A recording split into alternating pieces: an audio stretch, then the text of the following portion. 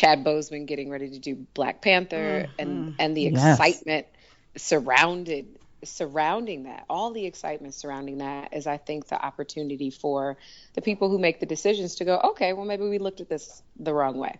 Maybe there is a market for that. I just heard a figure that I think if within the Latino community, I think they represent, I want to say 34 or 36% of opening box office sales. And if you don't get the Latino community out to support your film, it will fail. Well, Mm. And you don't see films with brown people as the lead of these box office films. So to ignore that segment and not think that they are just as hungry to see people of color on the screen, I think is a fallacy. So, a lot of change in Hollywood is slow growing, but in the past year, with the conversations about Oscar So White and the conversations about diversity, I think that, I hope that we can see some faster change, and I would absolutely love to be a part of that. Hey, Simone, it's Karan. Hey, Karan. Hey, girl. Misty Knight on screen actually represents a lot of firsts inside and outside of the Marvel Universe and in television, including being Yes. the first definitively black woman and not one that's racially ambiguous. Hmm. What was your first thought when you learned you had the role? I was over the top excited for the opportunity to portray such a strong, definitively black female character who isn't on the shoulder of a man. I Hmm. had someone ask me, they were like, "Oh, you're on Luke Cage. Are you his girlfriend?" No, they said, "Are you his love interest?" And I took so much pride in saying no. That is not the who Misty Knight is as a character. Yes, we know that she has a man within the Marvel universe that she is tied to, but Mhm. that is not who she is. She is a badass superhero of her own, and it is a first, and it is exciting, and it's hard. As a human being, you want to just like run up and down 10 flights of stairs and like, I'm a black superhero. But then on the other side of it, it's like, okay, but calm down. You still have to go to work tomorrow and read the lines and do the job. And so there was a little bit of pressure, to do justice to this iconic character that so many people love and so many women look up to. That was the way that I approached it, not so much looking at it from the ego standpoint of this is me, doing this great thing. It's more of I have a responsibility to all of the people who have loved this character for as long as they have to do her justice. So there was the excitement, and then there was the, okay, now put your head down and do what you got to do. What did you learn about Misty while you were portraying her? And do you like her? And would you two be friends? Ooh, that's a good one. Oh, that's a really good one. Will we be friends? Yes. Now, Simone is a really, what's the word? An understanding and loving kind of a friend. Mm-hmm. I think my friends tell me I'm the one that they go to for advice and to kind of talk them off the ledge. And I think Misty would be my friend that I would constantly be trying to talk off the ledge. Like, okay, don't, Misty, don't go. You ain't got to whoop everybody's ass. You know, maybe you should talk first. And so I would love to be friends with her. I have a lot of amazing female friends who are all strong-willed women, and they don't take anything from anybody, uh, good or bad, and that's exactly who Misty is. Some of the other, I kind of don't want to share too many of the details of how they have crafted Misty, but it was very, to me, serendipitous that there are a lot of shades of her that are in me, when it comes to her background and just little details that you all will get to see and the fans will get to see on September 30th that I don't want to spoil for the show. But I think we would absolutely be friends, and I learned just what it means to be singularly focused on justice.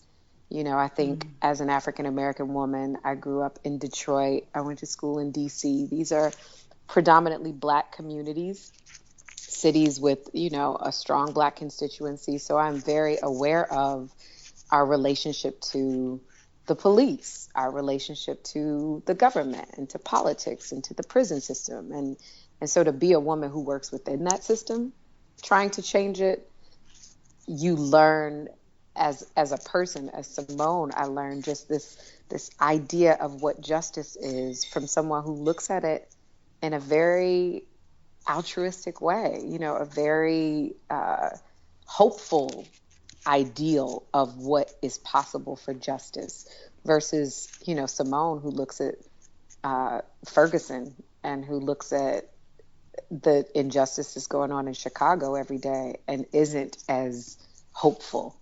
So I think Misty gave me the idea of either shit or get off the pot, either do something about it or, stop complaining from your backyard. That's beautiful. I'm going to switch up Kayla's question and ask something else here. So here on Black Girl Nerds, we do a lot of live tweeting. It's a big part of our community. And I wanted to know, first of all, are you a live tweeter? And do you plan to participate with any of the fans on social media once this show debuts on Netflix? Because what we plan to do is we have to synchronize it since this isn't a live show. We're going to synchronize watching the show using the hashtag Sweet Christmas. So we would love you to participate, or do you engage at all with fans on Twitter? To be honest, and I'm sure if you've kind of done any cursory research, this is my first big major role. My extent of live tweeting was watching The Wiz live and being like, ooh, what's this going to be like? Let me see how many, you know what I mean? Let me see what people are saying on Black Twitter. But there is no, this is the first. This is a first for me. And so I would absolutely love to live tweet with you guys and with all of the fans.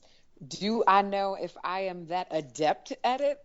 I don't know, but I'm going to try. Yeah, I am absolutely going to try because, that's kind of what makes it fun. Now, if y'all got to take bathroom breaks and I fall asleep at some point, I won't hold it against you. That's okay.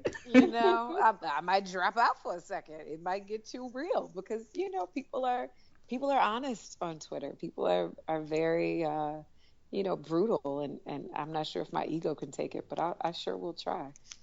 Misty so lit. Misty so lit. Another question that Kayla had, you actually already graciously answered about your history researching the role and with comics. So my question to you is, what was your training like, and what kind of representation did you see for women in the stunts for the stunt industry? Oh, okay. So training wise, I've always been an athlete. I've always kind of worked out. Just pushing myself physically in the different things that I do. And I had the blessing of having an amazing stunt double, a woman named Janelle Stevens, who has a company called Prowess PT Fitness. And one day on set, we were just talking, and she was like, oh, yeah, I'm a personal trainer. And from that moment, she and I started working together. So I had the opportunity to not only work with my stunt double, but train with her.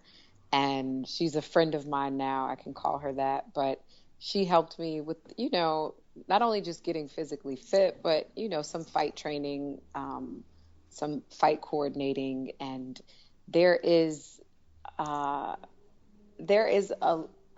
enough ass kicking on screen that is mainly just me. It's yes, just me. Now, when they come to flying through stuff and falling off of stuff and jumping through things, that's not me. That is not me.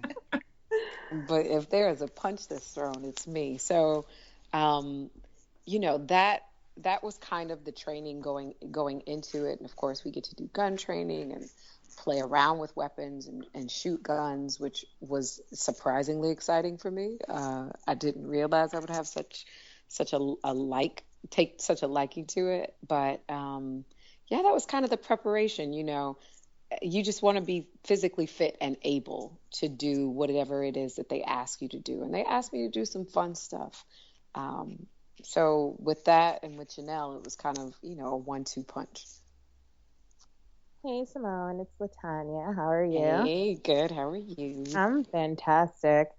Outside of what we already know about Luke Cage, how will this show be different from other Marvel shows? You know, we've seen Daredevil, we've seen Jessica Jones. I'm a visual person, and if you look at those shows and you think about it, just like the colors that they associate with it, like, Daredevil is obviously red and Jessica Jones has the purple. And so everything about those shows have those kind of cool or dark feels to them, Now, when it comes to Luke Cage, it's a lot of Black people on screen. We look good in color. We look good in warm lighting. Okay. So Yes. can I get some black light? So, even just that, like, just visually, they have hired some of the most talented and attractive people of color to be on this show. I mean, there was one day when we were on set, and I can't say who the other women were, but Alfre Woodard, who is a part of the show, Yep. was in the same room with myself and 2 other actresses who haven't been announced yet, so I can't say anything about it. But then there was also another actress who was there, and then all of our stand-ins. And we took a picture because it looked like a Dark and Lovely commercial. Like, Oh it my was goodness. just... Yes. It was every shade. It was tall. It was short. It was thick. It was thin. It was light. It was brown. It was heaven. It was heaven. I'm fanning myself right now. This is amazing. I mean, and there were so many days where, I will say this, you get accustomed to reading a script as an actor, unfortunately, and it'll say, Amy, 27, Bill, 35, Lisa, Black, 29. And so you go, oh, so all those people that I just read couldn't be Black because only Lisa's going to be Black. You know what I mean? So when you read the scripts, you go, okay, well, we know that all these other people in this scene are Black or are people of color. This is going to be when they bring in the white person. And then you go to the table read and you're like, you Black too? Like, So ain't no white people up in this piece? Oh, okay. oh. And, it was different. It was absolutely a definitive statement of, this is the way that we want to show our representation of Harlem. Yes. And our representation of Luke Cage. And it's not to say that there is not diversity in the show. There is. But there is a lot of Black and brown and just people of color, period, on the screen. So that alone is different. And then the things that we as Black people bring when it comes to cultural influences, the way that we talk, our music, the way that we dress. So the look and the feel of Luke Cage is going to be different from Daredevil. It's going to be different from Jessica Jones. It is just all of those things that you love about Black culture. The reason why we, we scream when Beyonce drops Lemonade.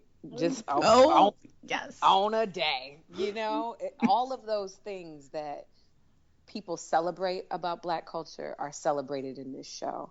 And it's not just, all of the great things. It is the things that need to be discussed within our community as well, and the things that need to be discussed within America in terms of how we treat the Black community and people of color in this country, is also handled on the show in a way that we don't necessarily see that in any of the other Marvel series. So You will see discussions about Black Lives Matter. You will